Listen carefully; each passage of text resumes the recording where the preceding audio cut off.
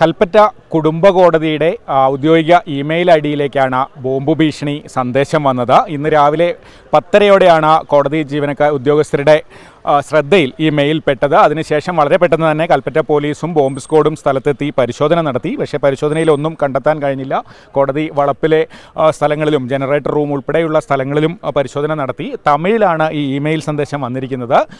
കൽപ്പറ്റ കുടുംബ കോടതിയിലും അതുപോലെ തന്നെ അടൂരിലെ പോക്സോ കോടതിയിലും ബോംബ് വെച്ചിട്ടുണ്ട് എന്നൊരു സന്ദേശമാണ് ഈ ഔദ്യോഗിക മെയിൽ ഐ ഡിയിലേക്ക് വന്നിട്ടുള്ളത്. അതിൽ ഈ കോപ്പി വെച്ചിരിക്കുന്നത് അടൂർ കോടതിയുടെ മെയിൽ ഐ ഡി തന്നെയാണോ എന്ന് ഇവിടുത്തെ ജീവനക്കാർക്ക് ഉറപ്പില്ല. പക്ഷേ അങ്ങനെയാണെന്ന് കരുതുന്നു. എന്തായാലും പരിശോധനയിലൊന്നും കണ്ടെത്താൻ കഴിഞ്ഞിട്ടില്ല. ഈ ഇമെയിൽ സന്ദേശം ശ്രദ്ധയിൽപ്പെട്ട ഉടൻ തന്നെ കോടതിയിൽ നിന്ന് ഔദ്യോഗികമായി പോലീസിനെ വിവരം അറിയിക്കുകയും ഡോഗ് സ്ക്വാഡും ബോംബ് സ്ക്വാഡും ഉൾപ്പെടെ വന്ന് കോടതി വളപ്പിലടക്കം പരിശോധന നടത്തുകയും ചെയ്തു. നേരത്തെ വയനാട്ടിൽ തന്നെയുള്ള പൂക്കോട് വെറ്ററിനറി സർവകലാശാലയുടെ ഇമെയിൽ ഐ ഡിയിലേക്കും സമാനമായൊരു സന്ദേശം വന്നിരുന്നു. അന്നും പരിശോധനയിലൊന്നും കണ്ടെത്താൻ കഴിഞ്ഞിട്ടില്ല.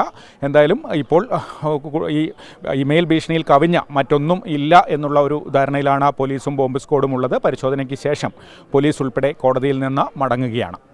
ഷമീർ മച്ചിങ്ങലിനൊപ്പം കമൽ, മാതൃഭൂമി ന്യൂസ്, വയനാട്.